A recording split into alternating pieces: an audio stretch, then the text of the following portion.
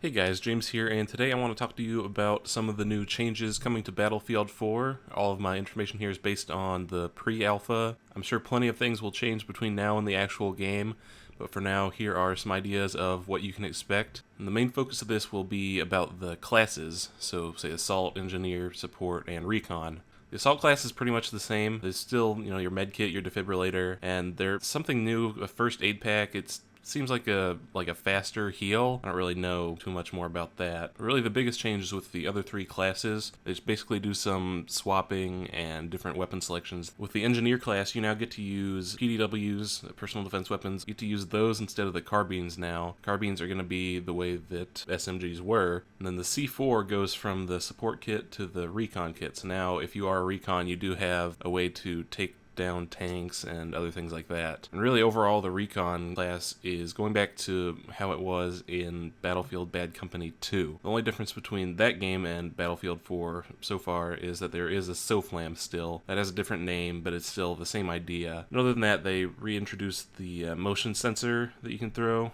So it's basically the sensor grenade from Black Ops 2, or the motion sensor ball, I think it was called, in Battlefield Bad Company 2. But a big difference here is that all the sniper rifles are actually going to be bolt action. The semi-automatic rifles like the M417 and the M39 EMR, SKS, SVD, those are all going to be in their own category now, and they're actually going to be interchangeable throughout the different classes the same way that shotguns and now carbines will. Not sure how I feel about that. I'll explain that a little bit more later. So going back to the support kit now, of course they've lost the C4. I believe they still do have claymores, but now instead of C4 they get the XM25. If you played Modern Warfare 3, you know that as the really weird grenade launcher. It's an airburst, and in Modern Warfare 3 you could actually set a distance at which the grenade would explode. That was the ideal thing for taking out guys who were, head glitching or just behind really good cover or setting an objective, whatever it is. Basically, if you set the distance, it would blow up on their face or, like right behind them instead of having to hit a wall like with a normal grenade launcher. So now that I've explained pretty much anything that's changed in these four classes, I want to give some thoughts on this. Now, obviously, I think Assault is still going to be the primary class to use. It's going to be a very powerful class, especially in the more fast-paced game modes,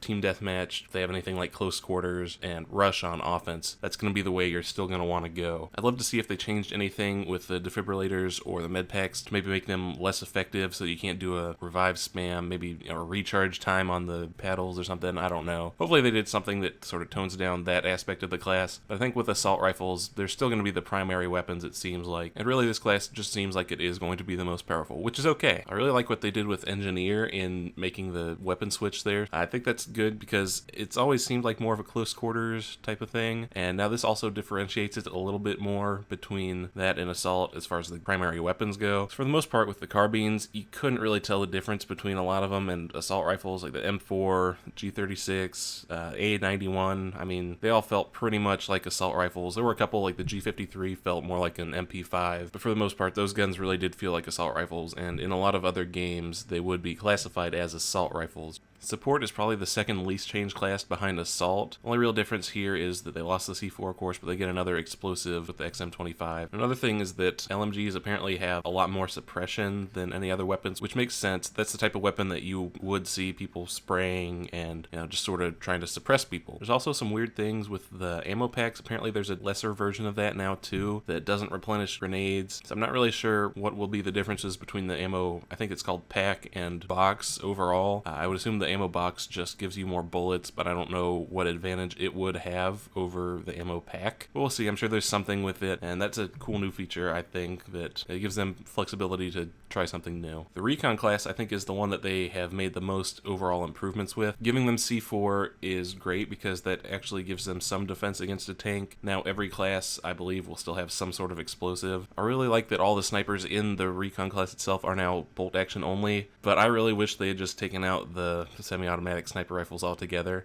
And I think that's going to be my biggest complaint and the biggest thing I'm worried about going into this game. How are those semi-automatic rifles going to stack up against some of the other guns in the game? If, say, a gun like the M417 is still in there, and it's as effective as it was in Battlefield 3, being able to use that with the assault class is just ridiculous. Overall, I'd say that might be honestly the second best gun in the game behind the M16, and the reason that it didn't ever strike me as overpowered was just the simple fact that you had to use it with the Recon kit. If you could use that with RPGs, be able to take out tanks still, or set up claymores and camp with that, or do anything like that that you weren't able to do with the Recon class but that you could do with other classes, I think that could make those types of guns overpowered. And if anything's going to unseat the assault rifles, that would be it. But those long rifles, I think they could be an issue, unless they do it more like the G3A3. I think that's the closest thing in the assault rifle category to what those semi-automatic snipers were like. If they make them more like the single-shot version of the G3A3, where it has a ton of recoil, but if you do hit your shots, it is very deadly, I think that's the way to go with that. Hopefully that is more of what they had in mind. If not, I think that could be a very major issue in this game. But overall, I really like the way that these new classes are set up. I'm not sure when the premium exclusive beta test will be, but hopefully that's soon. I'll be in that. So hopefully that'll come pretty soon and I'll be able to test that out and see how some of these things work, because that's really interesting to me that some of these changes that they've made, I never would have suspected that they would have changed carbines for PDWs or made the semi-automatic snipers available on any kit.